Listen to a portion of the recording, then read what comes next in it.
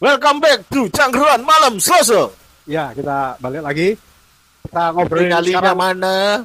Ya, ini agak sudah mulai ke Tengah. tengah. Tadi kan belakang ini. Kita main sekarang ke tengah. Sun Sins 2 ya. Ya, scene kedua. Jadi sepak bola putri kita ini sudah banyak dinantikan orang. Cuma di sepak bola putri ini mumpung ada Farah juga di sini ya. Yeah. Mungkin nanti bisa cerita sedikit. Boleh. Sepak bola putri ini tetap menjadi satu hal yang gender yang siap tidak siap, mungkin publik kita juga nggak siap. Yeah. Karena di liga musim berapa itu pernah Persebaya Putri itu kena satu tindakan rasisme yang bukan lebih ke pelecehan seksual ke pelecehan yang sangat-sangat membuat pemandangan tidak baik di sepak bola putri. Nah, itu apakah itu nantinya bisa menjadi persoalan di federasi untuk menggelar itu? Kalau secara liga misalnya satu wilayah, kecuali dibuat grup, misalnya Surabaya ini tidak akan pernah ketemu sana, terus nanti ketemu apa? Itu formulanya seperti apa? Itu nanti biar mungkin di sini kan juga banyak coach, ya banyak pelatih yang juga nanti bisa sumbang saran bagaimana untuk membangun sepak bola putri yang bermartabat. Betul. Itu. Nah, Oke. kita Tapi balik tanya lagi. Kenapa? Balik tanya lagi. Ya, ke pengalaman yang tim nasional dulu. Iya, yang tadi ya. Mbak, menjadi pemain nasional itu cita-cita semua pemain sepak bola, baik laki maupun perempuan, putri. Perasaan jadi pemain nasional, bawa merah putih, terus ngerasain ditonton orang dengan tidak ada identitas klub. Bagaimana itu rasanya gimana? Maksudnya ketika Indonesia Raya terus sebagai pemain bola putri gitu, perasaan. Pasti bangga banget, terus kayak bawa nama Indonesia adalah Garuda, jadi kayak seneng banget gitu. Deg-degan juga sih. Oh, deg-degan ya? Iya, deg-degan. Iya. Apalagi waktu itu di Vietnam itu AFC ya. Iya, Berarti ketemunya dengan Nguyen. enggak semua Vietnam, tim Thailand, di ada AFC, India, Taiwan, India. Myanmar. Paling berat negara mana, Pak? Kalau di sepak bola putri di Asia Tenggara ya? Nah, ini pertanyaan untuk kedua. Ya. Untuk kedua gestar kita. Sebenarnya mantan pemain nasional kan tahu. Ya. Terberat kita itu Thailand misalnya. Ya. Nah, itu nanti biasanya sama federasi. Thailand, karena Thailand sebagai rasa terberat, naturalisasi yang banyak. Nanti akhirnya publik Indonesia itu kebanyakan jumawa. Ketika kita sudah menaturalisasi semua pemain bola, ASEAN itu sudah nggak dianggap. Nah itu kesalahan itu. Jumawa kita. ASEAN tidak dianggap. Yang sok-sokan ngomong, nah, ini grade A, akhirnya Liga 1. Ketika semua sudah jumawa seperti itu, Thailand sampai hari ini ya kita port Piala Presiden kemarin klub dari Thailand yang juara. Iya, port. Piala Presiden dibawa oleh negara yang tidak punya presiden. Iya. Punya dia. Raja kan Thailand. Raja, namanya kan Ramas Bulu. Dia punya perdana seperti menteri. Itu. Nah, terus sampai hari ini Thailand masih menjadi momok di Asia ini. Yeah, nah, di sepak bola putri itu gimana? Yeah. Apakah memang Thailand juga berat atau negara berat. Yang paling berat Thailand atau mana? Vietnam. Enggak, kalau di ASEAN. ASEAN itu berarti Asia Tenggara. Ya. Vietnam. Thailand sama Vietnam. Ya, Thailand. Mbak Tiara bilang bahwa batasan usia di sepak bola putri itu nggak terbatas. Nggak terbatas. Maksudnya bisa sampai usia 30-an ke atas. 50 ya. bisa. Itu artinya berarti mencari 200 sepak bola putri di Indonesia ini walaupun dia sudah berusia 30-an tapi dia punya potensi, aslinya masih bisa lah untuk masuk di tim nasional. Menurut saya masih bisa. Masih bisa. Kalau memang maksudnya lebih terbuka ya, tidak melihat hanya potensi anak muda aja.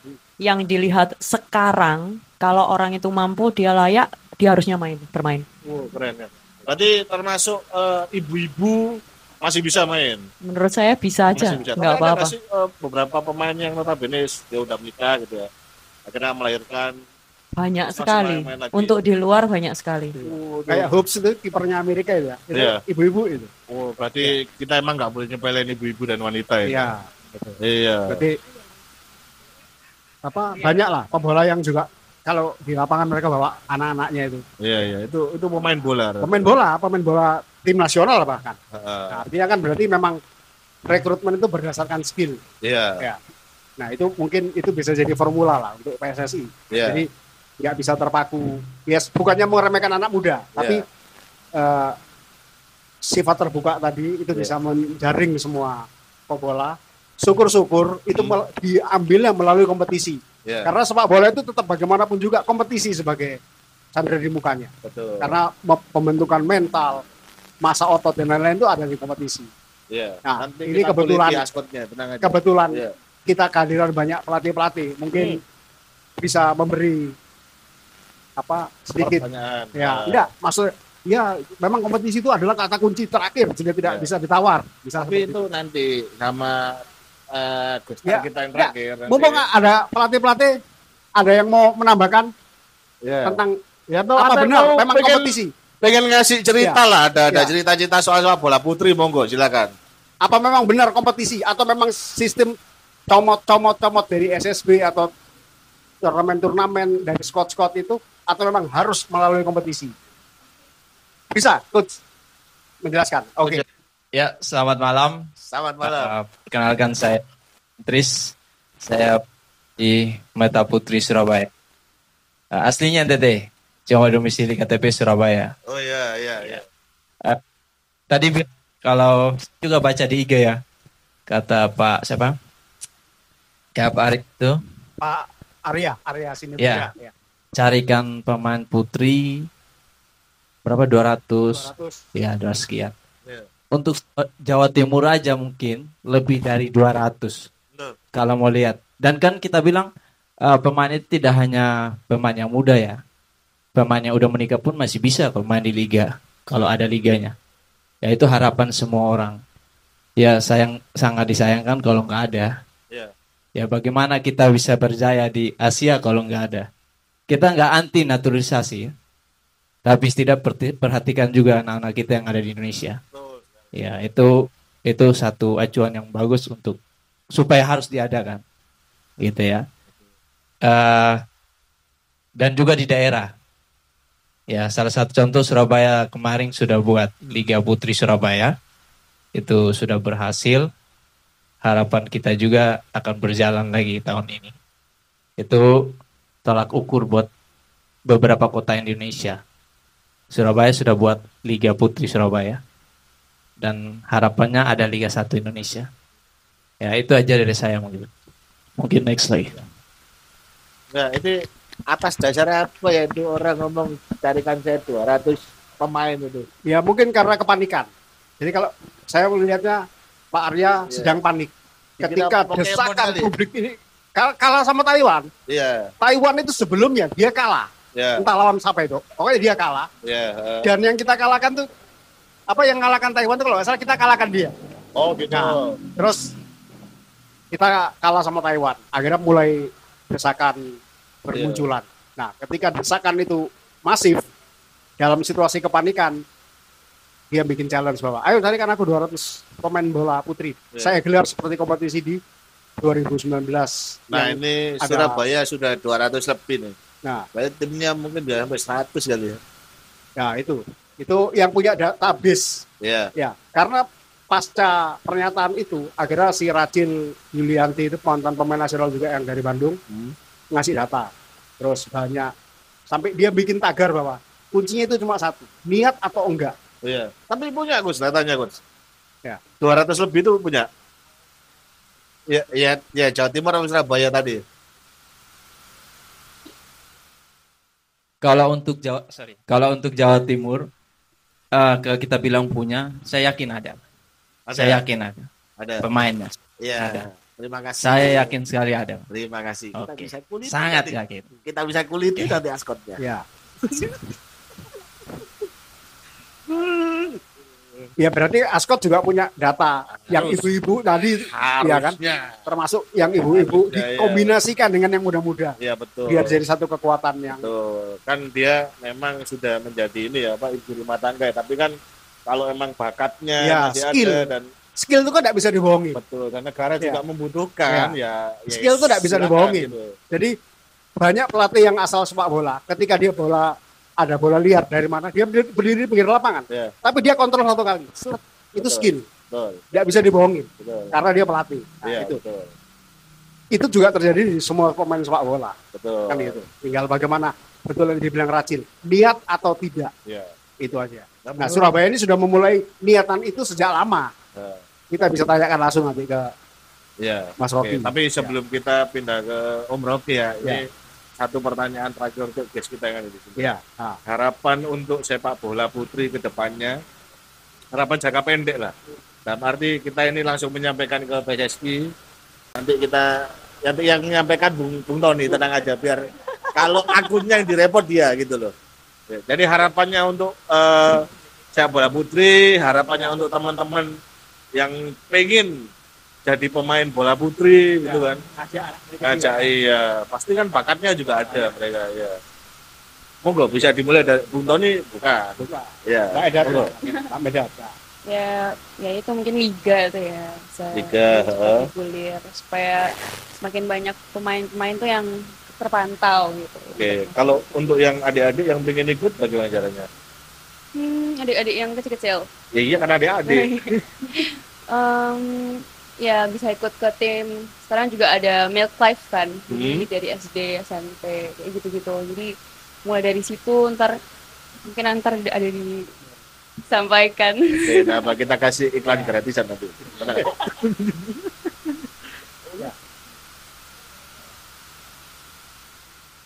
Kalau saya, menurut saya ya dari dulu sebenarnya lebih ke untuk liga ini untuk bergulir di mana anak-anak cewek ya terutama yang mau bermain, nggak tahu nanti ke depannya jadi profesional atau tidak. Yang penting mereka mendapatkan wadah dan tempat untuk bermain dengan aman. Kalau wadah itu nggak ada, mungkin mereka juga sendiri nggak mau main. Dan itu harus dimulai juga dari pemerintah, karena mereka yang punya akses, punya anggapannya power untuk melakukan itu semua. Tuh, terima kasih. Langsung ya. Raja pertama raja terakhir yang diajar. Yang diminta Iya. pemerintah harus hadir. Iya, Kan gitu. harus hadir. Negara harus hadir. Betul. Sepak bola dimanapun semua peran negaranya harus ada. Betul. Ya kan? Karena kan kita tahu ya anak-anak Indonesia itu unik, punya kemampuannya masing-masing, punya skill Iya. masing-masing. Kan nggak mungkin dia anak cewek pengen main bola terus saya kira kita arahkan untuk main non bola kan ya Iya. sama aja mematikan bakatnya Betul. mereka gitu ya. Kan? Jadi kunci bahwa niat atau enggak kan gitu. Iya. Mau ada enggak? Kalau Iya. enggak ada itu kan persis bahasanya Coach Uston nih. Iya, gimana itu? Coach Uston itu pernah bilang bahwa Gimana? kalau kita kalah gitu, Coach Uston itu bilang, saya sudah sampaikan ke motivasi ke pemain bahwa kuncinya cuma satu, mau menang atau tidak.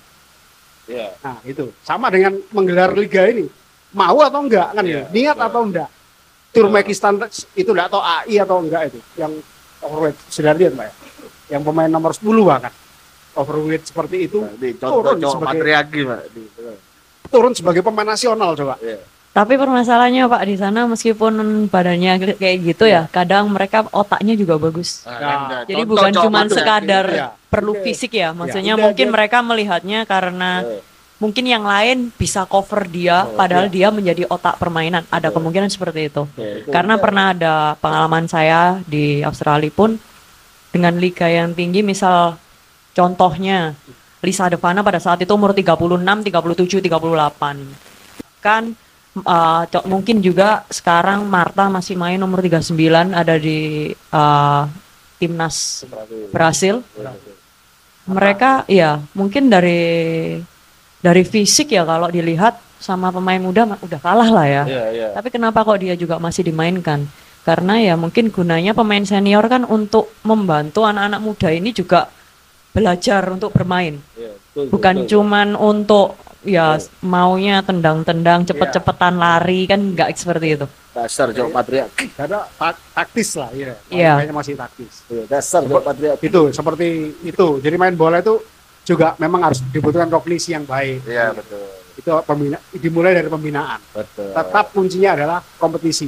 Iya, betul sekali. Dan Aku teringat waktu CMS di Pitulikur itu yang Iya. Mas Amir yang nyampaikan iya, Mas Amir. bahwa kompetisi di Liga Surabaya, liga yang internal itu sudah memenuhi standar yang diminta oleh FIFA. Bahwa kompetisi anak-anak pemula itu harus bermain selama 38 jam. Dan kompetisi internal Persebaya itu sudah melebihi itu. Mereka setiap pekan selama 1 tahun, bayangkan. Artinya kan memang mental tandingnya mereka udah bentuk. Ketika mereka ke Persebaya senior, gak kaget Tony Firmansyah tiba-tiba masa ototnya kebentuk dengan singkat dan langsung sudah seperti itu. Terus beberapa pemain lainnya seperti itu. Kuncinya adalah di kompetisi tadi. Makanya kita berharap ya segera kompetisi wanita diadakan. Segera supaya memunculkan tadi yang dibilang Pak Medat bahwa rekrutmennya jelas. Oh, ini diambil dari Persija Putri, Persebaya Putri. Kan ada pride tersendiri di situ. Oke, sekali lagi tepuk tangan untuk gestar kita yang di depan. Saya juga mengucapkan terima kasih sudah mampir di CMS Cangkruan malam. Sembarang biasanya. Ini kita sekarang kembali ke malam Senin, malam Selasa. Iya, Selasa. Karena kemarin sempat Jumat kan ya. Sempat Jumat, sempat malam Minggu apa itu. Tapi tetap CMS. Tetap CMS. Ya. Gitu, Tony. Ini waktunya kita melawan penguasa terakhir. Di sini ada kenapa di situ? Bukan melawan, maksudnya kita berdiskusi bagaimana membangun sepak bola Indonesia putri yang bermartabat. Lewat Ascot dulu kan otomatis karena Ascot di Surabaya. Karena musim lalu sudah menjadi pionir. Bahwa sampai media-media Jakarta itu sampai pernah bilang gini. Ini viral. Ada yang bilang gini. Mana itu? Gokil Surabaya ini. Dia punya 3.000 kompetisi di situ. Kompetisi 3.000 itu yang bisa jawab Ascot. Tapi kan di sini ada banyak pelatih ya. Banyak pelatih juga. Silakan Anda siapkan pertanyaan-pertanyaan yang menjebak juga tidak apa-apa. Yang penting kita kuliti saja. Atau kita panggil aja Bang Rocky ke sini. Iya, silakan. Anda bisa panggil Bang Rocky ke sini. Oke, Bang Rocky Magbal, Ketua Ascot Kota Surabaya. Oh iya. Beri tepuk tangan dulu. Ya, waalaikumsalam. Sepatu Puma. Kaosnya Persebaya Future Lab. Oke. Kemarin dipuji-puji sama reporter di TV itu dipuji-puji. Surabaya ini punya Future Lab. Iya, punya Future Lab. Luar biasa. Sekali, Bang. Selain jadi ladang mengembangkan pemain-pemain muda, next time dia jadi ladang duit buat pemain-pemain muda. Jadi ya itu tadi yang 3.000 kompetisi. Itu apa? 3.000 game maksudnya. 3.000 kompetisi itu kenapa? Enggak, bukan, maksudnya 3.000 game. Bayangkan. Itu kan sampai media Jakarta bilang gokil di Surabaya. Makanya patah tumbuh hilang berganti, muncul ini, muncul itu ya. Mic-nya dikasih. Nah, itu formulanya Bang Rocky bisa menjelaskan. Akhirnya supaya sepak bola putri ini menjadi digdaya lagi, minimal dari Surabaya dulu. Menjadi minimal pertama perkenalan dulu ya, karena kita nggak punya tim editing yang ada di bawah gitu. Oke. Terima kasih teman-teman CMS ya kan mengundang sebetulnya lebih tepatnya hari ini adalah mengundang entitas atau ekosistem sepak bola putri di